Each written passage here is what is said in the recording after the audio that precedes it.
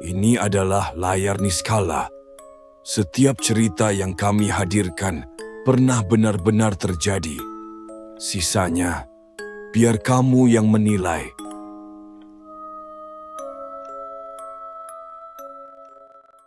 Bayangkan, kamu hidup dalam tekanan ekonomi. Utang menumpuk, pekerjaan datang dan pergi, dan setiap malam kamu tidur dengan satu pikiran. Sampai kapan hidup gua kayak gini? Lalu, suatu hari, kamu mendengar tentang sebuah jalan pintas. Tidak butuh tumbal, tidak butuh darah. Cukup satu hal, menggauli seorang perempuan bersuami dalam sebuah ritual gaib di kaki gunung. Gila? Ya. Tapi bagi seorang pria bernama Pak Adi, inilah titik awal dari perjalanan yang mengubah segalanya. Dan yang lebih mengejutkan, bukan hanya tubuh dan waktu yang ia korbankan, tapi juga jiwanya. Cerita ini dimulai setelah Pak Adi gagal dalam 3 kali percobaan pesugihan sebelumnya. Ritual-ritual itu menghabiskan banyak uang, waktu, dan tenaga, tapi tak membuahkan hasil. Ia pun memutuskan kembali ke Jakarta, bekerja sebagai buruh bangunan, membangun rumah-rumah orang lain sambil hidup di kontrakan sempit. Gajinya kecil, cukup untuk makan. Kadang bisa menyicil utang ke mertuanya. Kadang bisa membayar sedikit ke temannya yang pernah ia pinjami. Tapi sisanya hanyalah rasa lelah dan ketidakpastian. Hari-hari Pak Adi berjalan seperti bayangan. Pagi bangun, siang kerja, malam mengeluh. Begitu terus, sampai satu titik dia merasa hidupnya sudah mentok. Kalau gue tetap begini, gue gak bakal pernah keluar dari lingkaran kemiskinan ini. Rasa frustasi itu pelan-pelan tumbuh lagi, seperti benih lama yang mulai disiram oleh rasa kecewa terhadap hidup. Akhirnya, dia menyisihkan uang sedikit demi sedikit, bukan untuk melunasi utang, tapi untuk sesuatu yang lebih nekat. Turun lagi ke dunia pesugihan. Beberapa bulan kemudian, ia memutuskan untuk pergi ke rumah seorang teman di daerah Majalaya. Teman lamanya ini memiliki warung kecil, tempat nongkrong santai, ngobrol ngalor ngidul, tempat di mana banyak cerita aneh kadang beredar. Tapi dari sinilah cerita besar dimulai. Di warung itu, Pak Adi sering melihat seorang pria tua yang tidak biasa. Namanya Pak Agus. Setiap kali Pak Agus membeli sesuatu, misalnya sebungkus rokok, dia selalu membayar dengan uang 100.000. Dan yang mengejutkan, dia tak pernah meminta kembalian. "Udah, kembaliannya buat kamu aja ya," katanya ringan sambil tersenyum. Pak Adi, yang saat itu bahkan menghitung recehan untuk beli makan siang, merasa heran. Siapa orang ini? Kenapa dia kayak gak peduli sama uang? Ia bertanya pada temannya, "Pak Agus itu siapa sih? Kok kelihatannya kaya banget?" Temannya menjawab, "Dulu mah susah juga dia, Di. Rumahnya aja dulu Billy. Tapi sejak sering ziarah, hidupnya berubah total." "Ziarah? Kemana?" Tidak ada yang tahu pasti. Tapi masyarakat sekitar tahu, setiap bulan Pak Agus selalu pergi. Sendirian. Diam-diam, rasa penasaran Pak Adi berubah jadi tekad. Ia mulai mencoba mendekati Pak Agus. Beberapa kali dicuekin, tapi ia tak menyerah. Sampai suatu malam, ketika warung mulai sepi dan hanya mereka berdua yang tersisa, Pak Adi memberanikan diri bicara langsung. "Pak, maaf, saya cuma pengen ngobrol. Saya pernah ikut pesugihan. 3 kali, gagal semua. Saya tahu Bapak dulunya juga susah, tapi sekarang Bapak kelihatan hidup enak. Saya cuma pengen tahu, gimana caranya keluar dari kemiskinan ini?" Pak Agus menatapnya diam, lama, lalu berkata, "Pelan, datang ke rumah saya nanti malam, tapi jangan bilang siapa-siapa." Malam itu, Pak Adi datang ke rumah Pak Agus. Rumah sederhana, tapi aura di dalamnya terasa beda. Ada ketenangan, sekaligus sesuatu yang sulit dijelaskan. Mereka duduk berdua. Tanpa banyak basa-basi, Pak Agus mulai membuka cerita. Dulu saya juga miskin. Gak ada yang bantu, bahkan keluarga sendiri pun menjauh. Sampai akhirnya, saya dengar tentang satu tempat. Satu tempat yang katanya bisa mengubah nasib. Gunung Kemukus. Pak Agus menjelaskan dengan detail bahwa Gunung Kemukus bukan sekadar tempat ziarah, tapi tempat ritual. Tempat di mana legenda perselingkuhan antara Pangeran Samudra dan Dewi Ontrowulan dipercaya sebagai kunci kekayaan instan. Namun, syaratnya berat. Harus membawa pasangan. Pasangan itu harus perempuan bersuami dan harus melakukan hubungan badan dengannya 7 kali dalam 7 kali kunjungan dengan pasangan yang sama dan tanpa ikatan pernikahan. Pak Agus menatap Pak Adi serius. Kalau kamu kuat mental, silakan. Tapi ingat, ini bukan sekadar ritual. Ini perjanjian. Kalau kamu gagal di tengah jalan, semua akan berbalik. Pak Adi hanya diam. Dalam hatinya muncul 2 suara. Satu berkata, ini gila, ini dosa besar. Yang satu lagi berbisik, tapi ini kesempatan terakhir. Dan suara kedua itu yang akhirnya menang. Esok harinya, Pak Adi mulai bersiap. Ia tahu, untuk memulai ritual ini, ia harus ke Gunung Kemukus terlebih dahulu. Meski belum punya pasangan, ia ingin melihat langsung tempat yang disebut-sebut itu. Ia berangkat dari Bandung menuju Solo, naik kereta malam. Sampai di stasiun Solo sekitar pukul 10 pagi. Naik becak, lalu pindah ke bus kecil yang menuju kawasan Sumber Lawang, daerah di mana Gunung Kemukus berada. Perjalanannya panjang, tapi lebih panjang lagi, jalan yang akan ia tempuh setelah itu. Ketika sampai di sana, suasananya terasa berbeda. Di sepanjang jalan menuju kaki gunung, banyak penjual bunga, dupa, dan air kembang. Banyak juga wanita-wanita yang tampak berdandan mencolok, menawarkan diri dengan bahasa yang tak langsung. Pak Adi hanya memperhatikan. Ia tahu, ritual ini tidak bisa dijalani sembarangan. Ia membeli bunga kantil, dupa, dan air kembang, lalu menuju puncak, ke makam Pangeran Samudra. Di sana, ia mandi ritual di tempat yang disebut Sendang Ontrowulan. Ia berdoa, memejamkan mata, dan membayangkan bahwa inilah awal dari perubahan hidupnya.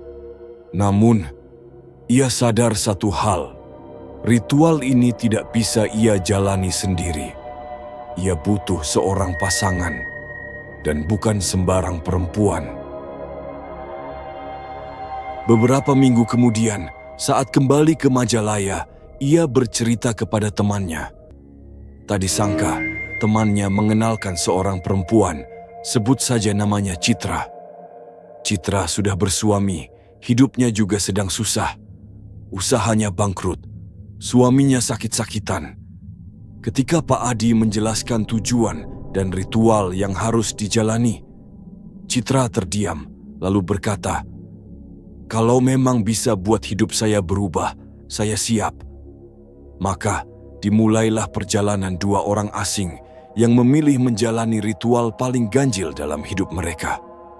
Mereka berjanji akan pergi ke Gunung Kemukus 7 kali, akan tetap bersama, tidak saling mengkhianati, dan akan berbagi hasil kekayaan setengah-setengah.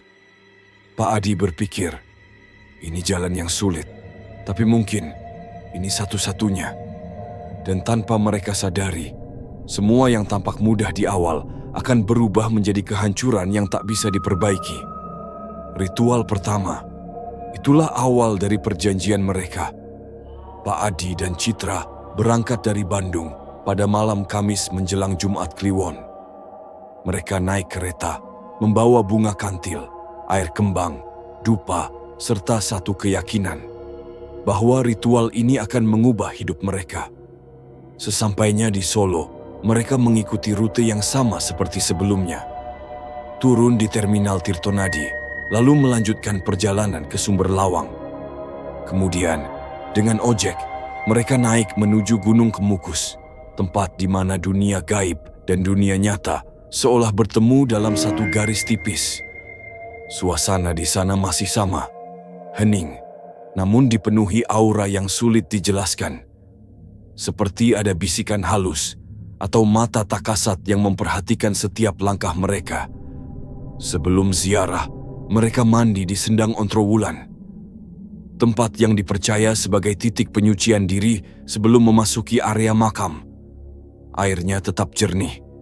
Meski setiap hari diambil oleh ribuan peziarah, air itu tidak pernah habis. Aneh, tapi nyata. Setelah mandi, mereka naik ke atas, menuju makam Pangeran Samudra. Di sana mereka bertemu dengan juru kunci. Pak Adi memberikan sumbangan seikhlasnya, lalu dipersilakan masuk. Di dalam ruangan berkelambu, mereka duduk diam, membaca doa, tawasul, syalawat. Suasana hening, hanya terdengar suara napas dan gemetar kecil dari tubuh mereka. Malam itu, ritual dimulai. Setelah selesai ziarah, mereka turun ke bawah. Pak Adi menyewa sebuah kamar kecil di belakang warung. Bangunan semi permanen, temboknya tipis, namun cukup untuk menginap satu malam. Di dalam kamar, mereka menyiapkan dupa dan bunga. Pak Adi membaca mantra yang diajarkan oleh Pak Agus. Kami berdua akan melakukan hubungan, dan kenikmatan kami serahkan kepada Pangeran Samudra dan Dewi Ontrowulan. Sebagai pengganti, kami mohon kekayaan dari langit dan bumi, 7 lapis bawah, 7 lapis atas. Setelah mantra diucapkan, mereka diam. Tubuh terasa ringan. Ada hembusan angin yang dingin, seperti menyapu kepala dan pundak mereka. Dan entah mengapa, gairah muncul begitu kuat. Malam itu, mereka menyatu. Bukan karena cinta, tapi karena perjanjian. Setelah selesai, air mani mereka diserap dengan kapas, kemudian dibungkus bersama bunga kantil dan disimpan di dalam dompet. Seperti yang diajarkan Pak Agus.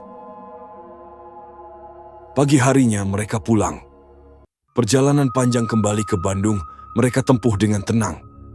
Namun satu hal masih mengganjal. Tidak ada perubahan apapun.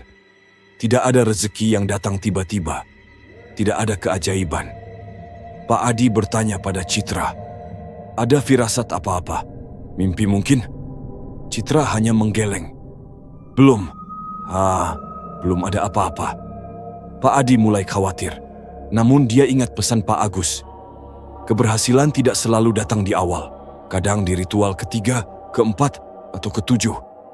Tapi syaratnya satu, harus tetap dengan pasangan yang sama dan tidak boleh ada pengkhianatan. Sebulan kemudian mereka berangkat untuk ritual kedua. Namun kali ini, Pak Adi hampir batal berangkat. Proyek tempatnya bekerja dihentikan tiba-tiba. Uang pun tidak ada. Namun, di luar dugaan, sore hari menjelang Kamis, salah satu teman datang dan menawarkan pinjaman tanpa diminta. "Pak Adi, ini ada sedikit rezeki. Saya percaya sama Bapak. Pakai aja dulu."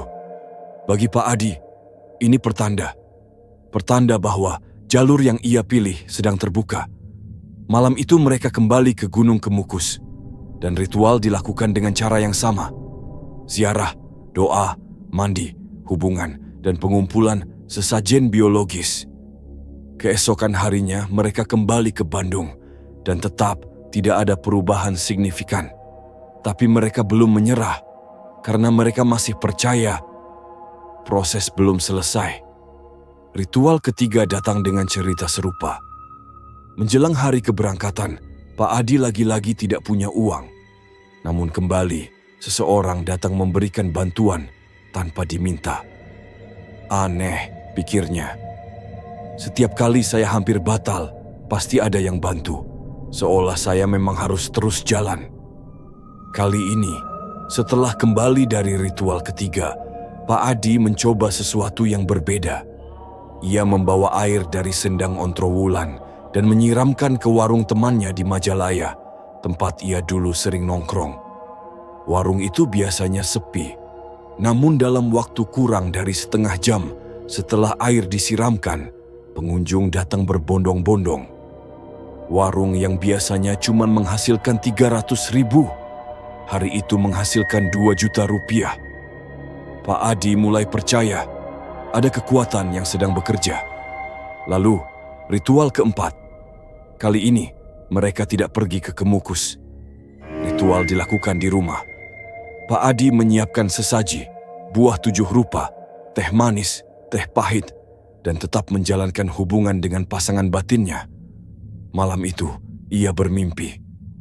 Seorang pria berjubah putih datang dan berkata, "Sudah, jangan kemana-mana lagi, ini rezeki untukmu." Paginya, seseorang datang ke rumah temannya di Soreang, membawa amplop tebal berisi uang. Orang itu mengaku sebagai perwakilan dari keluarga yang pernah ditolong Pak Adi. Padahal, Pak Adi tidak pernah merasa menolong siapa-siapa. Tapi uang itu nyata, disimpan, dibelanjakan. Tidak palsu, malamnya ia bermimpi lagi. Kali ini seseorang memberinya pesan. Gunakan uang ini untuk memulai sesuatu, jahit hidupmu dari awal. Besok paginya, Pak Adi membeli 2 buah mesin jahit. Citra pun menggunakan bagiannya untuk memulai usaha kuliner kecil-kecilan. Perlahan, kehidupan mereka mulai berubah. Namun, tak ada yang abadi. Setelah 4 ritual, mereka mulai merasa nyaman. Dan disitulah cobaan pertama muncul. Menjelang ritual kelima, Pak Adi dan Citra kembali ke Gunung Kemukus. Tapi kali ini, ada sesuatu yang berbeda. Di warung bawah gunung, setelah ziarah dan doa, Citra meminta izin untuk berjalan-jalan sebentar.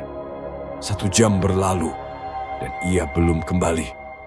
Pak Adi mencarinya dan mendapati Citra sedang duduk bersama seorang pria lain. Bukan apa-apa, hanya ngobrol. Tapi bagi Pak Adi, ini pengkhianatan pertama.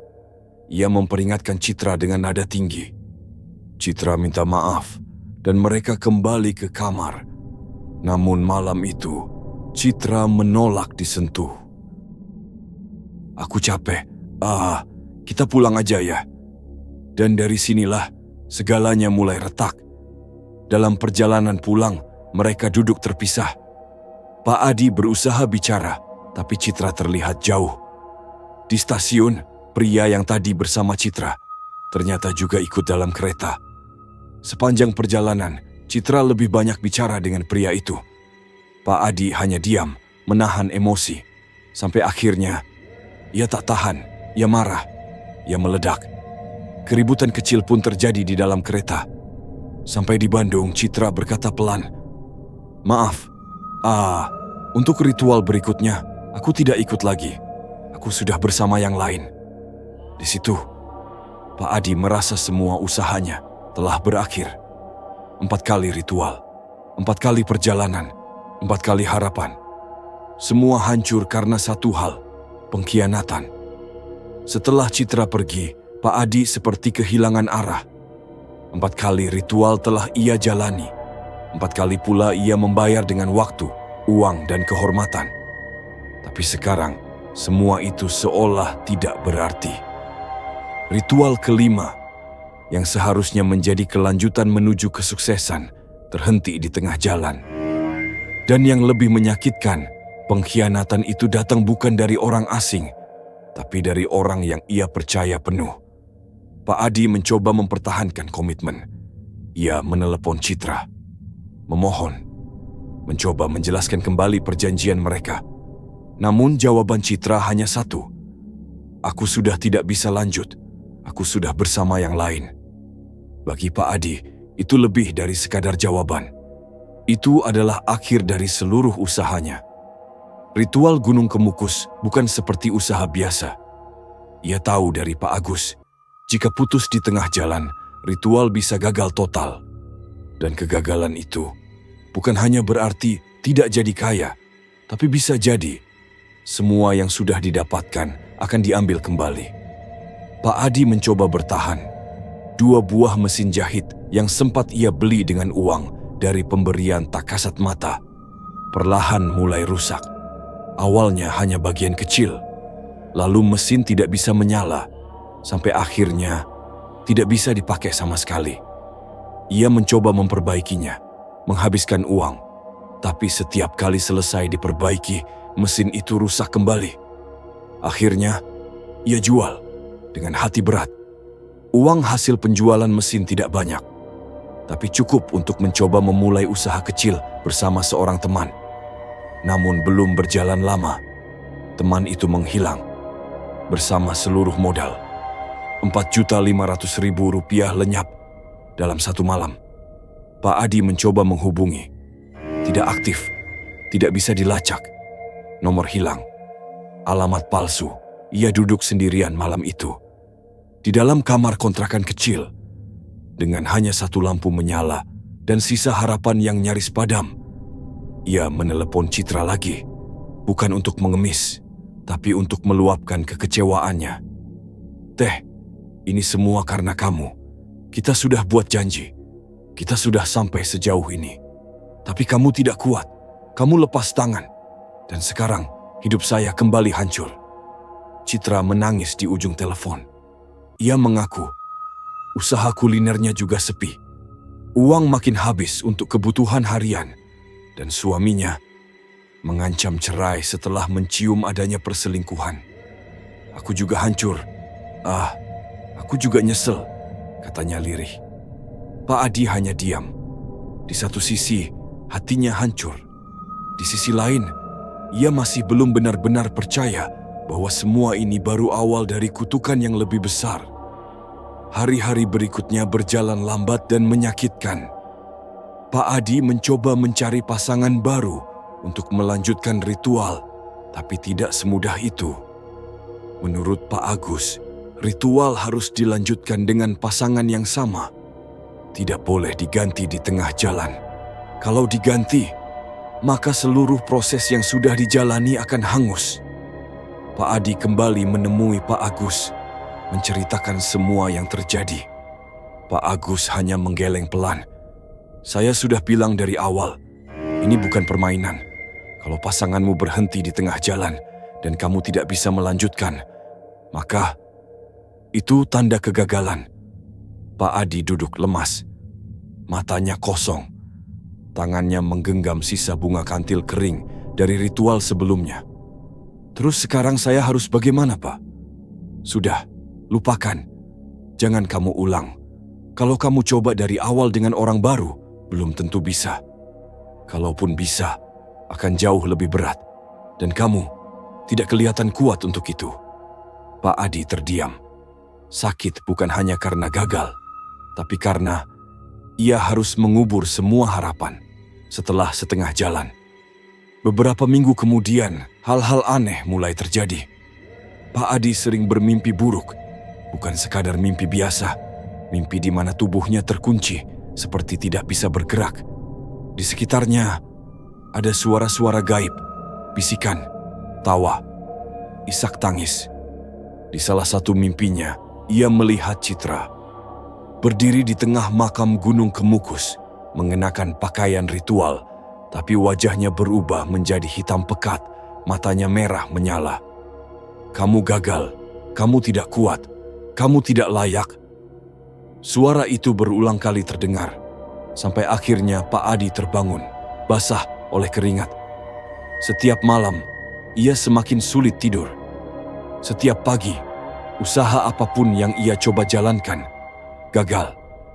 Setiap sore, kepalanya terasa berat, seperti ada sesuatu yang menempel di pundaknya. Hidupnya perlahan berubah menjadi kehampaan. Dalam satu momen keputusasaan, Pak Adi kembali ke kamar ritual yang dulu ia sewa untuk menyimpan sesaji. Kini, tempat itu kosong, berdebu, dan terasa dingin. Ia menyalakan lilin kecil, menatap dupa kering di sudut ruangan, dan membaca doa yang dulu pernah ia ucapkan dengan penuh keyakinan. Tapi kali ini, tidak ada getaran, tidak ada angin dingin, tidak ada bisikan halus, hanya sunyi. Ia sadar, ritual ini sudah ditinggalkan, dan ia bukan lagi bagian dari perjanjian. Hari itu, Ia menutup seluruh upayanya. Ia berhenti, bukan karena pasrah, tapi karena lelah, karena setiap upaya yang ia lakukan. Kini, terasa seperti menjerat lehernya sendiri. Ia kembali ke kehidupan lama, namun tak lagi sama. Teman-temannya menjauh, keuangannya porak-poranda, dan ia tahu ia telah kehilangan sesuatu yang tidak bisa dikembalikan. Kepercayaan pada orang lain, kepercayaan pada harapan, dan mungkin kepercayaan pada dirinya sendiri.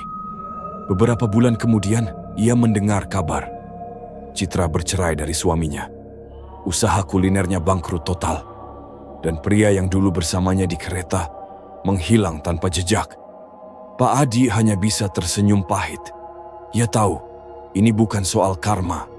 Ini soal perjanjian yang tidak dituntaskan. Dan siapapun yang melanggar, maka akan ditagih dengan cara yang tidak terduga. Setelah semua yang terjadi, Pak Adi benar-benar menghentikan semua usahanya dalam dunia pesugihan. Ia tak lagi mengunjungi Gunung Kemukus. Ia tak lagi mencari pasangan ritual. Dan ia bahkan tak lagi menyebut kata kekayaan dalam doanya. Ia memilih hidup sederhana, walaupun hampa. Ia memilih bertahan, meski dalam luka. Dan ia memilih diam, di saat semuanya terasa sudah tidak berarti. Namun, dampak dari perjalanan itu tidak serta-merta hilang. Setiap malam, ia masih mendengar bisikan. Bukan bisikan jahat, tapi lebih seperti pertanyaan samar. Kamu menyerah. Kamu tidak menepati janji. Ingat, semua ada konsekuensinya. Dan yang lebih menakutkan, ia kadang merasa bahwa dirinya bukan lagi orang yang sama. Dulu, Pak Adi adalah orang yang sederhana, jujur, dan penuh semangat. Namun setelah terlibat dalam ritual-ritual itu, ia merasa ada bagian dari dirinya yang hilang. Rasa empati, rasa takut, rasa bersalah. Semuanya seperti mati rasa. Dan satu pertanyaan terus membayang dalam pikirannya. Kalau saja aku tidak pernah mencari jalan pintas itu, apakah hidupku akan lebih baik? Beberapa tahun berlalu. Pak Adi kini tinggal di sebuah desa kecil, jauh dari hiruk-pikuk kota. Ia hidup dari hasil kebun kecil. Bukan kaya, tapi cukup. Dan yang paling penting, ia hidup dalam ketenangan yang dulu tak pernah ia miliki. Suatu malam, seorang pemuda datang ke rumahnya. Pemuda itu mendengar kabar bahwa Pak Adi pernah mengalami pengalaman spiritual yang luar biasa. Dan ia ingin tahu bagaimana cara cepat menjadi kaya lewat jalur gaib. Pak Adi menatap pemuda itu lama.